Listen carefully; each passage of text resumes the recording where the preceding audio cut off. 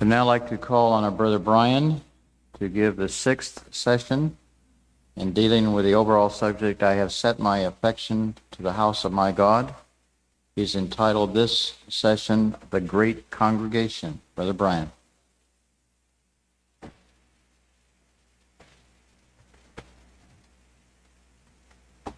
All looking very bright and healthy after a long day yesterday.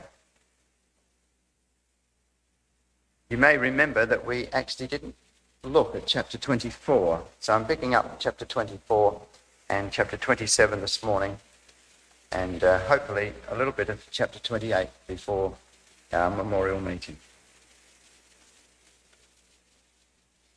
Now, in chapter 23, just to get our bearings again, in chapter 23 it told us about the Levites, the 38,000 of them.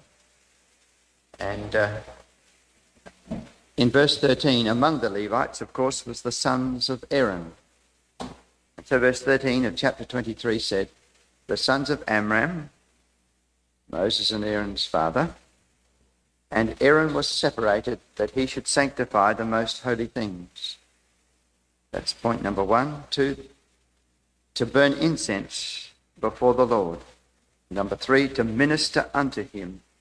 And number 4, to bless in his name forever. So the blessing that was placed upon Israel, like in number 6 that we use at the time of baptism, that blessing was by Aaron. If you look back at number 6, you'll see that that was the case. And then there's the list of all of the other Levites and of their particular duties, verses 24 down to verse 32. And we looked briefly at those yesterday. But in chapter 24, we have the division of the sons of Aaron. So it's picking that section up and bringing it through to chapter 24, and the next chapter will be about the singers. So you can see it's quite an ordered construction, isn't it? He's really reorganizing all the main events of the Levites and the national events of that nation. He's reorganizing it and putting on a sound foundation. As we saw yesterday, that plan is going to continue through then for hundreds of years. So these were very significant chapters for the Israelites. Now, these are the divisions of the sons of Aaron. He had 4 sons, Nadab and Abihu, Eleazar and Ithamar. But then it explains that they were suddenly produced. But Nadab and Abihu died before their father and had no children. Therefore Eleazar and Ithamar executed the priest's office. Now that's a pretty remarkable thing to read, isn't it? That the high priest had 4 sons and lost 50% of them. And we know the record, it's given in Leviticus chapter 10. It really shows that God is no respecter of persons, doesn't it? The high priest suddenly lost 2 of his sons. The record is in Leviticus chapter 10. So when you read this chapter next time in Leviticus chapter 10, make a little note for it that Nadab and Abihu were really the first and second sons. The high priesthood would have come to Nadab. His name means willing, and Abihu means he is my father. They were given names that Aaron would have liked to have thought were speaking of their good attitudes towards the things of God, but he lost both those boys. And the occasion is recorded this way. And Nadab and Abihu, the sons of Aaron, took either of them his censer and put fire therein, and put incense thereon, and offered strange fire before Yahweh, which he commanded them not. Now the command was that if they put the coals upon the incense, that those coals should come from the altar of burnt offering, so that prayer that was offered up unto God, and this was the idea of it, should come from a willing heart. The burnt offering was to offer oneself unto God. Prayer that is not like that is not acceptable to God. But they must have taken the coals from somewhere else. Perhaps there were kitchen fires or home fires, and they thought, oh, well, that's convenient, and perhaps easier to get to. So they took some coals from there, which is here described as strange fire. It wasn't a dedicated fire to God. That's instructive, isn't it? Very instructive. There are some times when our prayers may seem very domestic, very tired perhaps, because we're finding it difficult to concentrate, like last night, eh? But God wants us, when we lift our voice up unto him and we speak to him, he wants us to be all there, to be offering a burnt offering. Our heart is going toward him with all of our being. It's a real challenge. Now it says in verse 2, and there went out fire from the Lord and devoured them, and they died before the Lord. Now, if you just pass your eye up the column, you'll see in verse 24, that verse that we looked at, in fact, yesterday, didn't we? There came a fire out from before the Lord and consumed upon the altar the burnt offering and the fat, which when all the people saw, they shouted and fell on their faces. That was God's acceptance. 2 verses down, it's God's condemnation. So God can be either for acceptance or for our condemnation. And that dramatically illustrates that fact. Now Moses, always clear-minded, saw the point of that. Then Moses said unto Aaron, this is it that Yahweh spake, saying, I will be sanctified in them that come nigh me, and before all the people I will be glorified. And Aaron held his peace. Well, if you can imagine what a tragic moment it was for Aaron. His first and second boys, set to be the high priest in turn, were now struck dead before his presence. He had to hold his peace. Remember that the law said that he wasn't, in fact, to be involved with their death. He wasn't to mourn at their death. How could a father not mourn at the death of his two sons? But because the work he was involved in was sanctified before God and of extreme importance, therefore he had to keep his mind upon that service, even though before him were these two boys who were dead. And it seems that the reason for that was that they were inebriated with strong drink, because out of that event, it says in verse 8, Yahweh spake unto Aaron, saying, do not drink wine nor strong drink, thou nor thy sons with thee, when ye go into the tabernacle of the congregation, lest ye die. Lest ye die. It shall be a statute forever throughout your generations, and that ye may put difference between holy and unholy, between unclean and clean, and that ye may teach the children of Israel all the statutes which Yahweh had spoken unto them by the hand of Moses. And Moses spake unto Aaron and unto Eleazar and unto Ithamar his sons, that's the other two boys, see. Take the meat offering that remaineth, and so on. So those two boys now take over where their older brothers had in fact perished. What a terrible story that was. It's all very well to read it, isn't it? But it was a terrible story.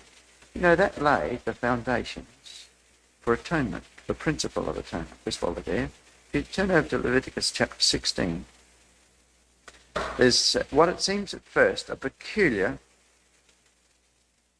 heading to this, the legislation in Leviticus 16 of the Day of Atonement.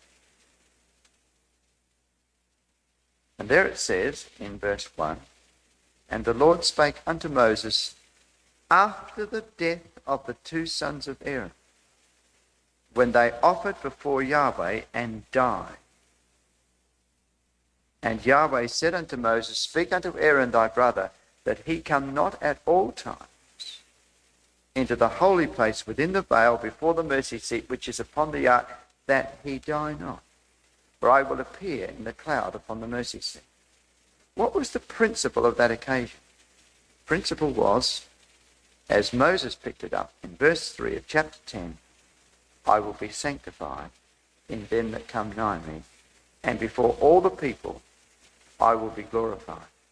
And it's a very interesting thing, because if you were to be asked, what's the principle as given in the New Testament concerning the atonement, you would say that it declares the righteousness of God. That's what you'd say, and you'd be right.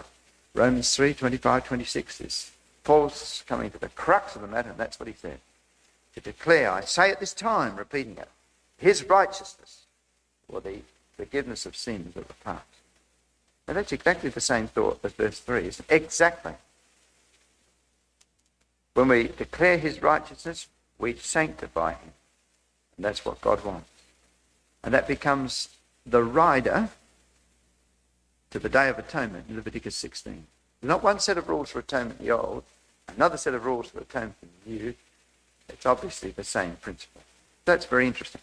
Well, that's why, back in Chronicles now, Nadab and Abihu are commented as having died before their father. And they must have been relatively young men, because it then says they had no children.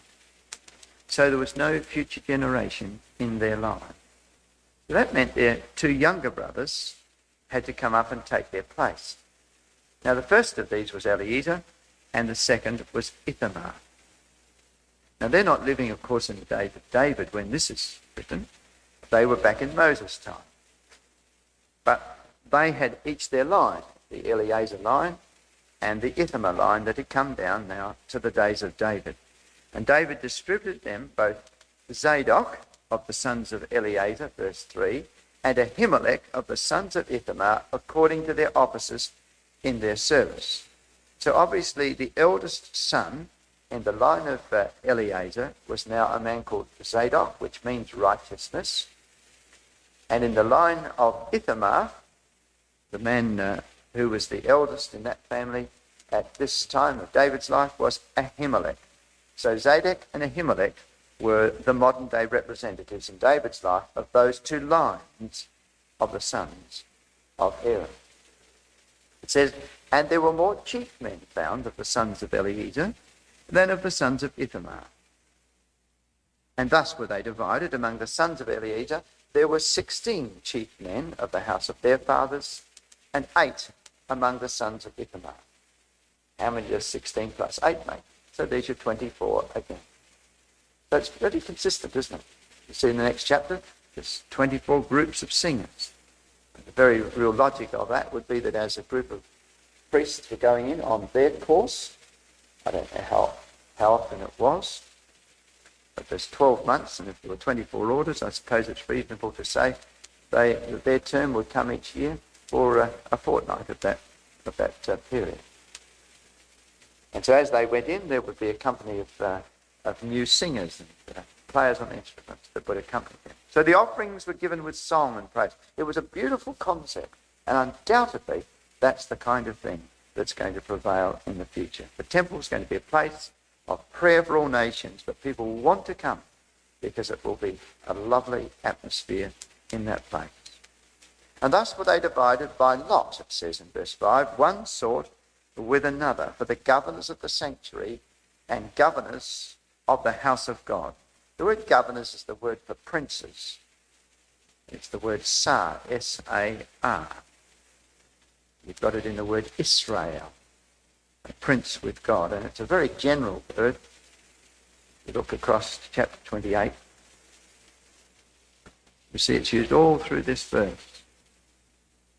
Chapter 28, verse 1, David assembled all the princes of Israel, the princes of the tribes, the princes of the company. The verse is actually translated differently. The AV has translated it differently as you go down, but it's actually the same word. That ministered to the king by course. And the captains, that's the same word. The czar over the thousands, and captain czar over the hundreds, and the stewards czar over all the substance of possession of the king.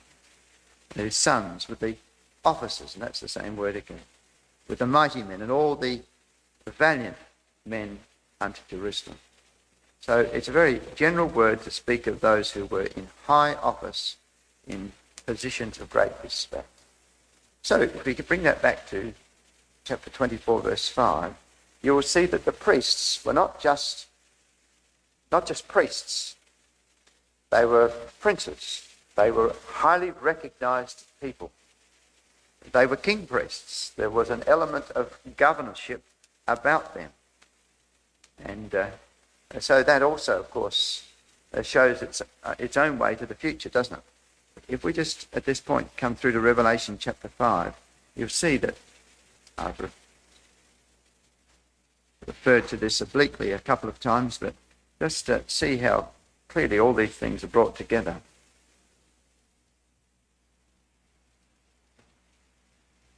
In Revelation chapter 5, I beheld, and lo, in the midst of the throne, verse 6, and of the four beasts, and in the midst of the elders, stood a lamb as it had been slain, having 7 horns and 7 eyes, which are the 7 spirits of God sent forth into all the earth.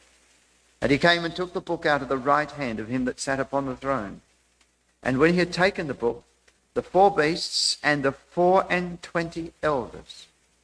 A person who read that would have immediately, surely, from the first time it was read, would have thought of the 24 that goes all through those chapters in Chronicles. So there were 24 elders. They fell down before the Lamb, having every one of them harps and golden vials full of odours, which are the prayers of saints. So there's the office of the priest in the offering of incense, which is the prayers of saints interpreted. And they sung a new song.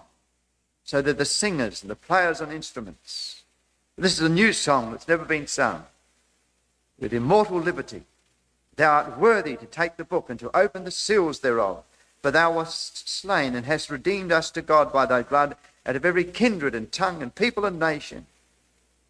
So there's 24 because they were taken from not just Israel of old, but from the new Israel, from all nations, of every kindred and tongue and people and nation. And has made us unto our God kings and priests, and we shall reign on the earth. So all of these offices are combined together in a new order of 24 elders, symbolically expressed.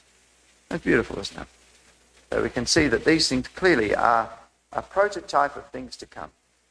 So if we come back to 1 Chronicles 24,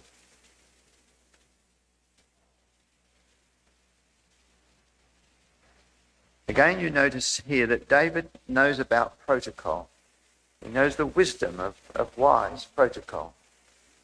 I'll just mention again, brothers and sisters, in our ecclesial life, don't be apprehensive about having some protocols. Not something that's stiff and rigid, but something that's warm and godly and sanctifies God's name in our assemblies. It's a good thing. And David could see the virtue of that. But, I've never really seen anything that's lax and lackadaisical. I've never seen that grow. I've never ever seen something that's casual and indifferent grow. I have seen something where there's zeal and enthusiasm and desire to keep things up. I've seen that grow. I've never seen the other grow. Have you? It just dissipates. Children come along and say, oh, well, that's all that's in it, is it? Oh, well, I'll go on with the game of baseball, let's do that. But where there's a zeal and enthusiasm to keep something up and a sanctity, then that is what seems to grow. It's a great lesson in our present world. In 1 Chronicles 24, verse 6, it says, and Shemaiah, the son of Nethaneel, the scribe, one of the Levites, wrote them before the king. Now, isn't that interesting? He wrote them before the king. See how David was a clever man, wasn't he? This wasn't going to be inaugurated in, some back room where there was just these men present. It had to be done properly in front of people that those young men would really be affected by how important their office was and how important it was, indeed. So he wrote them before and the princes, and Zadok the priest, the high priest, and Ahimelech his companion, the son of Abiathar. That's the two that are mentioned in verse 3, isn't it? And before the chief of the fathers of the priests and Levites, the older men, one principal household being taken for Eleazar and one taken for Ithamar. And it was decided by lot. The first lot came forth to Jehoiarib, the second to Jedaiah. Now some of these were from the house of Eleazar originally, and some from the house of Ithamar. And 8 of them were from Ithamar, and 16 from the house of Eleazar. And so their names are given from verse 7 down to verse 18. These were the orderings of them in their service, verse 19, to come into the house of the Lord according to their manner, under Aaron their father, as the Lord God of Israel had commanded. So God perpetuates, therefore, the line of Aaron. And it says, and the rest of the sons of Levi were these, of the sons of Amram, and so on. And it gives a description of all of these people. And you think, well, why has this been put on the end? There's some that have come from of Amram, verse 20. And he's the eldest son of Kohath, isn't he? And in verse 22, of the Israelites, well, that was Kohath's second child. Amram, Izhar, Uzziel, and Hebron, those 4 children. So Hebron's mentioned in verse 23.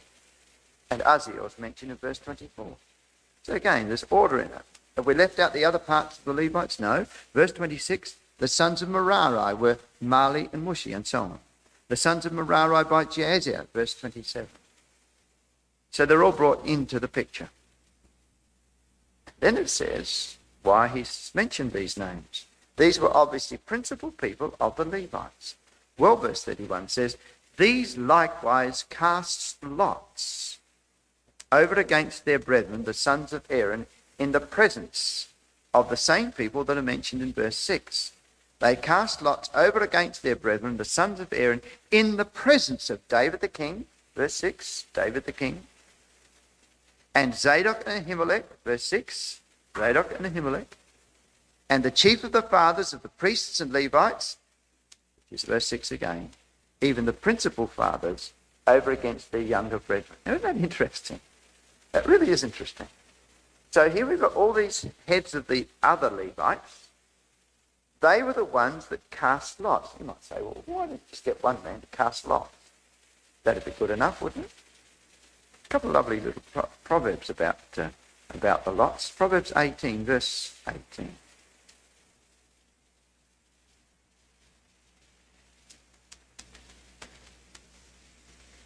The lot causeth contention to cease, and parteth between the mighty.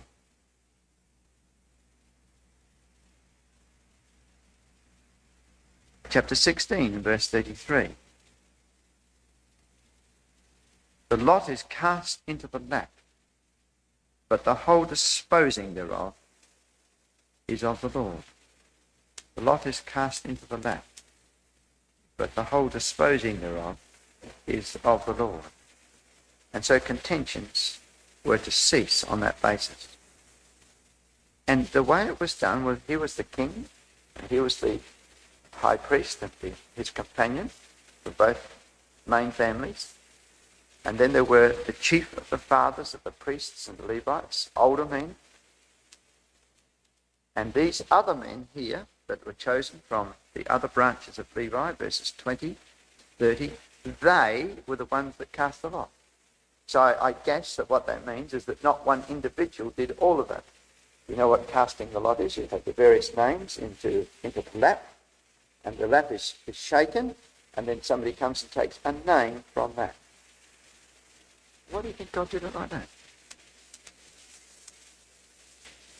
Doesn't really say why he did it, except that it made contentions to cease. But I suppose there would be always a sort of jockeying. You know, where are you in the line? Oh, I'm first. Or I'm only 8th. Oh, but I'm a lot better off than you. You're 24th down the line. But if it was done by the lot, nobody could argue, could they? And remember that down the line, this became a very contentious thing, because the priesthood was a prize in the days of Jesus. And the Sadducees had bought that, hadn't they? Remember how that they had actually bought that, because a wealthy group of people. And because they had the priesthood, they therefore had the power. But this way, it was all done in the open. There was the king, 2 main branches of the Levites, and other people came along, and they exercised the lot in front of these principal people. So when you think about it, it's a very wise thing, wasn't it? So there's all those names. You think, well, why are they mentioned? But verse 31 is the key. They likewise cast lots over against their brethren. So it was brethren casting lots about their brethren. So although they were going to be not priests, these others from Merari and from Amram and so on, although they were not going to be priests, yet nevertheless they were involved in the very selection of the priesthood, because God was working through them, through the lot. Now, wasn't that a wise thing? Who could therefore call in question the matter? Or those who weren't priests, could they call in question the matter? No, they were involved in the process by which the priests were put into their particular order. It was a very wise thing, wasn't it? Extremely wise, the way that was all put together. And so these younger men were inducted into their office with general accord of all the Levites. There was a participating role of all the Levites that were represented in that choice. And the order was of God. That's a very wonderful thing. All right, let's come over to the chapter that we read this morning. Chapter 27.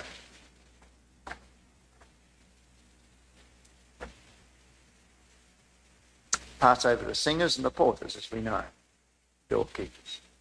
And we come now to the children of Israel after their number, to which the chief fathers and captains of thousands and hundreds, and their officers that served the king in any matter of the courses, which came in and went out month by month, throughout all the months of the year, of every course were 24,000.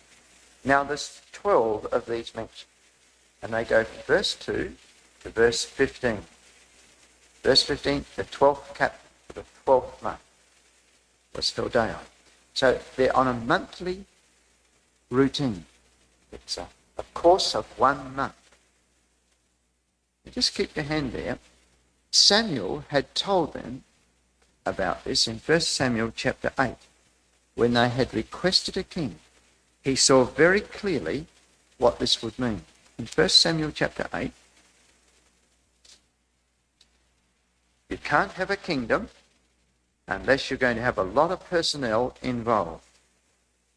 A kingdom is a great thing, but it requires a great deal of public service. In chapter 8, verse 10, when they had cried for a king, and God had said, give them one, Samuel told all the words of the Lord unto the people that asked of him a king. And he said, this will be the manner of the king that shall reign over you. Get it straight, he said. You want a man over you, but this is what it means. It doesn't mean just choosing one man, and he lives in his own salary. When you have a king, you're going to have to keep that royalty up. He will take your sons and appoint them for himself, for his chariots, and to be his horsemen. And some shall run before his chariots, which is exactly, of course, what Absalom did and Adonijah did when they usurped the kingdom. Those very phrases are used, 50 men to run before them. He will appoint him captains over thousands and captains over 50s, and will set them to ear his ground and to reap his harvest. Oh yes, he's going to have his own grounds. He's going to have very big kitchens. He's got to have a whole lot of people cooking in those kitchens. He's got to have food. So he's going to have to appoint people over their territories, which he will take to himself. So some of your ground's going to have to go to him, to ear his ground and to reap his harvest, and to make his instruments of war and instruments of his chariots. And he'll take your daughters to be confectionaries and to be cooks and to be bakers. He'll take your fields and your vineyards and your olive yards, even the best of them. Of course the king's going to have the best. He's going to have second best, and give them to his servants. He'll take the tenth of your seed and of your vineyards and give to his officers and to his servants. He'll take your men servants and your maid servants and your goodliest young men. You're talking about someone around him that's got a broken leg or a bad foot or something. He's going to have a young man in all his health and strength, and your asses, and put them to his work. Take the tenth of your sheep, and ye shall be his servants. That's true, isn't it? You can't have a kingdom unless you're going to keep it up. So in chapter 27, we have the means by which in David's day that was going to be kept up. And he had it organised, and this is an interesting thing, he had it organised on a monthly basis. And the question that comes to you is then, well, what about the other 11 months when they weren't in the king's service? Well, they were back on their own properties. And it's interesting because we have a public service, sort of grown used to the fact that one of the endless discussions of government is how big the public service. One party comes in and cuts it down, the other party comes in and builds it up again. And so it goes on, much the same in the US, isn't it? It's been a phenomenon in our lives. But see the wisdom of this. There was no permanent public service. A man for 11 months a year stood on his own feet. He came in a privileged position about the king's service month by month, verse 1. About all the months of the year. But he wasn't permanently there as a leech on the whole rest of the society, which is the great gripe that we find in our communities. Public service grows, it yawns with ineptitude, and so it draws the resources of the society to itself until eventually the society says, look, get that down. It's far too big a problem on our backs. David didn't have that. Very wise, wasn't he? How do you think things are going to be in the kingdom, dear brothers and sisters? People are going to learn that principle, to stand on their own feet and yet to give service to the central administration. I'm sure this is a feature that's going to be corrected in the future in the kingdom of God. Very interesting. Now it says in verse 2, over the first course for the first month was Joshabin, the son of Zabdiel, and in his course were 24,000. So each one of them had 24,000 men in his group. It's a fair number of men. 24,000. It's nothing like the enormous numbers of public service that we have in our society, isn't it? It represent a very large percent, actually, of the whole community. There was 24 each month. And you know, most of these that are mentioned were chief men in David's mighty men. For example, if you look up, see it says Joshabin, and if you notice in your margin it says chapter 11 verse 11 or 2 Samuel 23 verse 8. It doesn't say that in your margin, but I've written that in. 2 Samuel 23 verse 8. But can you remember what 2 Samuel 23 was about? David's mighty men. So these were all men of the army. Not all, but most were men of the army. So the army too wasn't a standing army. See? So you didn't have a defence department. You had to keep up with massive amounts of money. These that were the men of the army were also involved in the district, in the general running of the kingdom. It says in verse 1, that served the king in any matter of the courses, which came in and went out month by month. So they weren't just army men, they served the king in all aspects of his royal administration. So if there was things to be done up in the north, and there was concerns, then the men, about 24,000, they would have to be sent by the king, or a portion of them, they'd be sent by him to look after that matter, see what was going on. If there was further stores needed, or whatever it might be, and some organisation was required, then it'd be those men who were on that month that had to go and look after that event. So a lot of the people, and from every tribe, became involved in that central administration. Nor could they say it's mine alone. Corruption would be very little, because whilst you were doing it this month, somebody else did it the next month. And so it got passed on down the line. Very different to today, where public servants often are the government. We have this, it's another gripe of society, isn't it? That, you know, a minister comes into his office, but really he's not really governing the place, because he doesn't know anything about it. He wasn't in Washington until a month ago, and now he's running this big department, and all the heads of that department, they just get on top of him and tell him what he's doing. And that's what happens. In Australia, it's the same. I often say the government's really the permanent principles of the public service. Well, not so here. These men were there for a month, and then somebody else came and did the job. You know, the whole thing is wise, isn't it?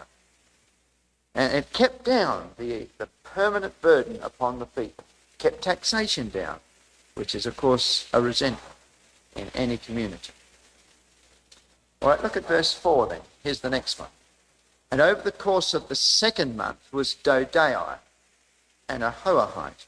I don't like the marginal rendition of his name, do you?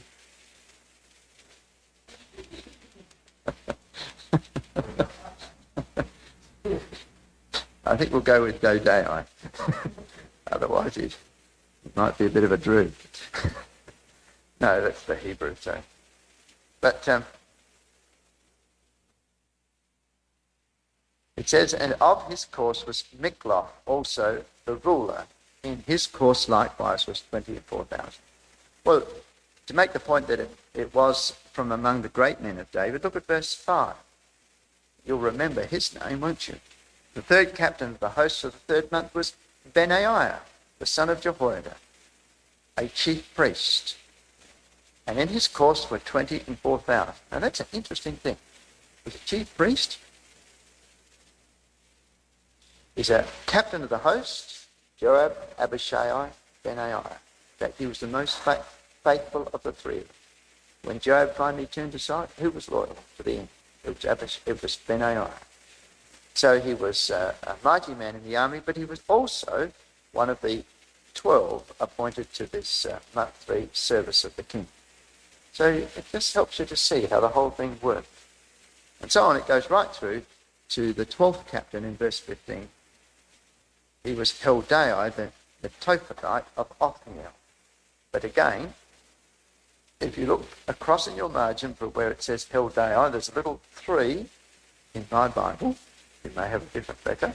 Takes you across to the margin and it says, or Heled, chapter 11, verse 30, or 2 Samuel 23, verse 29. So again, he was one of David's mighty men. So they weren't just big toughs of the army. They were responsible officers of the realm. And therefore were able to conduct their affairs properly. And to keep these 24,000 men that would come into Jerusalem at that month, you can imagine that would be a very busy event. The end of each month, there was 24,000 men coming in from their homes, leaving their wives, their children, and so on, in the service of the king. And he would then have to pick them up. There must be a place where they registered, and the others left and took their belongings with them. And these 24,000 then came into their barracks, I suppose it was. They had to register, had to be there on time. They were there then for the next month. Isn't that interesting? Really interesting thing. It's quite unique, isn't it? I can't think of anything else. You might say, well, you know, if they were there all the time, they'd have more idea of how things were done. But if they were there more all the time, there'd be a lot more corruption and self-serving, as we well know. So in this administration, it was kept down. Samuel was right when he said they would take their sons, but the way David organised it limited that considerably. But what about the tribes? Because that's supra-tribe, isn't it? That's not on a tribal basis. It's gone beyond the tribes. And that's what Solomon had. He had an organisation that was beyond the tribes, so that they lost that sense of just being in their own little tribe. They had an overall concept of their nation. But there were leaders of the tribes. It says in verse 16, furthermore, over the tribes of Israel, the ruler of the Reubenites was Eliezer, the son of Zichri. Of the Simeonites, Shephatiah, the son of Maacah. Now, who in the future is going to be the ruler of the tribes? Reminds you, doesn't it, of the words of the Lord Jesus? In Matthew chapter 19.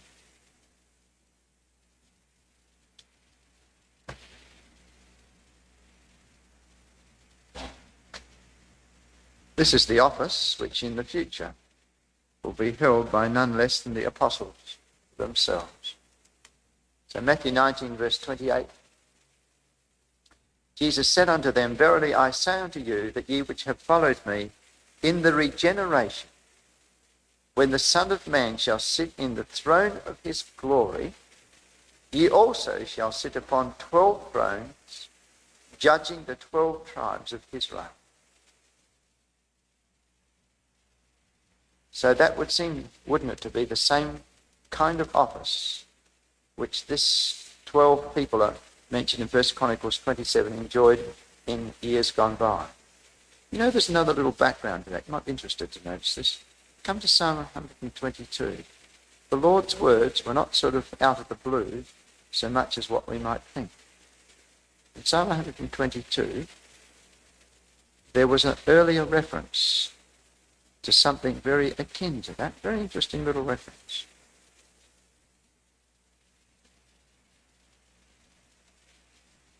I was glad when they said unto me, let us go into the house of the Lord. Our feet shall stand within thy gates, O Jerusalem. Jerusalem is builded as a city that's compact together, whither the tribes go up. The tribes of the Lord. Unto the testimony of Israel, to give thanks unto the name of the Lord. For there are set thrones of judgment, the thrones of the house of David. The tribes go up, and there are thrones of judgment, the thrones of the house of David. Jesus says, ye shall sit upon 12 thrones, judging the 12 tribes of Israel. That has its overtures in verse 4 and 5, doesn't it? Now notice that those thrones are not through the different tribes, as Ezekiel depicts them in their cantons in the future. Those thrones are in Jerusalem, for there are set thrones of judgment. So there might be Israel in their cantons, but their thrones of judgment will be in Jerusalem, as the Lord has said. That's interesting when you just put one passage. I'm sure that he would have had that in mind. Sure of it. Put the passages together, they dovetail into David. Well, in David's day, verses 16 to 22, we have mention of the names of those who were over the 12 tribes. Now, I just want to pick up one that's very interesting. You see in verse 18, who do you think was put over Judah? It says Elihu. And again your margin says Eliab. And that's what the Revised Version says. So also does the Septuagint. Of Judah, Eliab. And it says that because the next little phrase is one of the brethren of David. Now that's a really lovely little touch. Who was Eliab? What do we know about Eliab? We know about two incidents, don't we, about Eliab? The first is in 1 Samuel chapter 16, and the other in chapter 17. And in the first one, he comes before Samuel. And when Samuel sees him, he says, "Why, what a dashing youth, upstanding, tall, and good-looking boy. Surely," he says, "the Lord's anointed is before me." And God told him, as he said of the next two brothers as well, or all of the other brothers, "Look not on his stature, nor on the height of his countenance, for I have refused him." Height of his stature, nor on his countenance, for I have refused. The Lord looketh not upon the outward appearance, but the Lord looketh upon the heart. Eliab would have really felt that, wouldn't he? He would have had to go to the side of the room and wait until the other little boy was brought in from the sheep, the young man David. And he did feel that, as perhaps he had felt resentment towards David's spirituality many times. Because there they are now, in the next scene in 1 Samuel 17, and David comes with the cheeses and other things to his brothers. And he speaks to the king. And he can't for the life of him understand why Israel is standing there, why Goliath denigrates the glory of the God of Israel and of the people of Israel. And so in 1 Samuel 17, verse 28, Eliab said this. His eldest brother, he heard when he spake unto the men. David was saying, what shall be done to the man that killeth the Philistine? For who is this uncircumcised Philistine that he should defy the armies of the living God? And his older brother heard this, this chirp coming from his little brother as he looked upon him, and he felt embarrassed by all of this. Who does he think he is? But inwardly, he must have known that if there was a person that could do anything about that circumstance, it was his younger brother. But because it was his younger brother, he resented the fact of his intrusion. You couldn't have a boy like David in your family except you would know that he was exceptional. You just think about that. If in your family, your own personal family, there had been one of the members of that family who was like David, you would know it, wouldn't you? When anything came up about the things of God, he was hot. He was keen. He was perceptive in mind. He was engaging in heart. He was responsive to his father. Whatever duties were there, he was keen and enthusiastic. He was first of all a man of God. You would know that young brother or that son was an exceptional person in your family. You'd know that, wouldn't you? You couldn't help it. When he came and told this story about the lion and the bear, did you believe it or not? Burst through the door, as it were. Dad, do you know what happened today? I mean, he would have said that, wouldn't he? He's only a young boy. And you would have had to look at him in the eye and think, now, does he really mean that or not? And you'd know that he really meant it. He really meant it. And how could you doubt? The same as Saul, when Saul listened to him. I'm sure Saul believed that what that young man was telling him was right. You look in his eye and it was dead keen. As sincere as a deep well. That boy meant what he said. The lion came and the bear came and he stripped them. And had the evidence to prove it. Well, imagine if one of your brothers came and he said that to you. You wouldn't doubt him, would you? But you know, the foolish thing was that they resented him. That was a tragedy. I've become a stranger unto my mother's children, it says in Psalm 69, and an alien in his own family. And that's why they left him out. When you think about this record, it's an incredible record. What? Samuel came with a horn of oil to anoint one to be king. Everyone in that family knew who was the boy who should be king. Who was the godly boy in the family? Who had the ability with men? Who was God-fearing? It was him. They all knew that. They had to know that. Jesse couldn't have not known. But the brothers said nothing and the father did nothing and left him out there in the wilderness until in their shame they had to wait, standing there waiting for hours until somebody found him out with the sheep, holding him into that assembly. And then he came, unwashed, unclean, as it were, straight out of the field. But God said, this is the one. I think if we had a boy like that in our family, we would know. Well, look at Elijah. Verse 28. His eldest brother heard when he spake unto the men, and Eliab's anger was kindled against David. He said, why camest thou down hither? And with whom hast thou left those few sheep in the wilderness? Probably saying it loud so everybody could hear. This is no warrior, it's just a kid that looks after a few sheep. I know thy pride and the naughtiness of thine heart, but thou art come down that thou mightest see the battle. Never did a brother make a worse assessment than Eliab made of his youngest brother. The naughtiness of thine heart? What did God say? A man after mine own heart. Chapter 13, verse 14. Isn't that beautiful? That was his brother's assessment. God's assessment was the absolute opposite. Because he judged according to the outward appearance and not according to the heart. So that's interesting. Because when we turn over to Chronicles, 27th chapter again, David again is shown to be one who doesn't hold gripes and ill feeling. He gets over it. And over Judah is his eldest brother. Isn't that a beautiful thing? But plenty of other men, undoubtedly in Judah, that were outstanding. But he appointed his oldest brother. That's a beautiful little note. All the history is gone, and that's who he appoints. All right. Now in verse 25 through to verse 34, they also had an interesting record, didn't you think? Remember the words of Samuel, how he said the king would have all these different areas of responsibility and interests? Well, there they were, all listed for us in verse 25 to 34. And as you build it all up in your mind, see Jerusalem, there's the king, his beautiful house of cedar, and his levelling the ground, is he not already, to prepare for the temple. And he's gone over it with his walking stick, I'm sure, many, many times, seeing it all in his mind. He saw it the very first time God said, didn't he, that this, when the fire came down, he said, this is the house of the Lord God. So that's going to be soon on the horizon. And yet already all these other things have been built up in David's 40 years. Over the treasures was Asmaveth, and over the storehouses in the fields, in the cities, and in the villages, and in the castles. So he built castles.